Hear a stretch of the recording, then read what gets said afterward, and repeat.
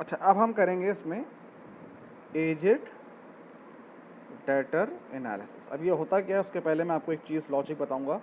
देखो, आज से पहले हम प्रोविज़न कैसे निकालते थे? हम कहते थे ट्रेड रिसीवेबल्स हैं हमारे पास 1 लाख, जिनको हमने उधार पे बेचा है, जिनसे हमें पैसा रिसीव करना है, और हम कहते थे 10,000 रुपये 10% का प्रोविज़न है, तो ये 10,000 प्रोविज़न आ गए।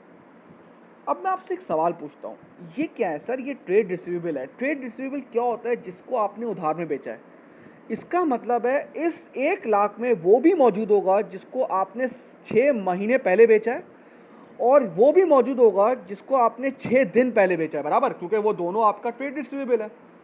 तो दोनों का प्रोविजन आपने लगा लिया, इसका भी प्रोविजन 10% लगा दिया आपने, और इसका भी प्रोविजन 10% लगा दिया, बराबर। तो मैं आपसे एक सवाल पूछता हूँ, क्या ये लॉजिकल है आपके दिमाग में? आप कहोगे नहीं, क्योंकि देखो मेरी एक बात याद रखना, उधार जितना पुराना होता है उतना उसके डूबने के चांसेस बढ़ जाते हैं, बस ये बात आप याद रखिएगा। अब यहाँ पर एक 6 मंथ्स पुराना उधार है और एक 6 दिन पुराना उधार है। अगर मैं कहूँगा दोनों का प्रोविजन एक ही है, मतलब इसके भी डूबने के चांसेस 10% है, इसके भी 10% है, तो यार आप कहोगे यार ये थोड़ा सही नहीं लगा।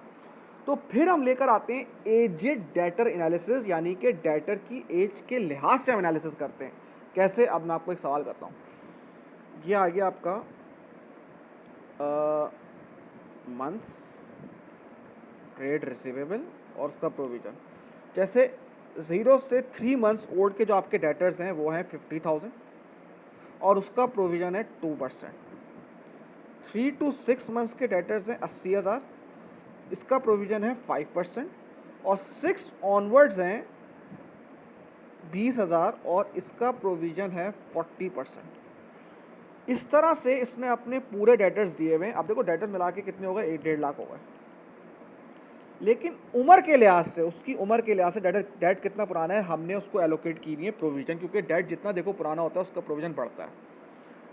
अब इस सवाल में देखते हैं, साल के शुरू का प्रोविजन आ रहा है इसका 8,000। अब ये सवाल हम करते हैं, कहेगा सबसे पहले बोलेगा प्रोविजन निकाल के देखो आप इसका।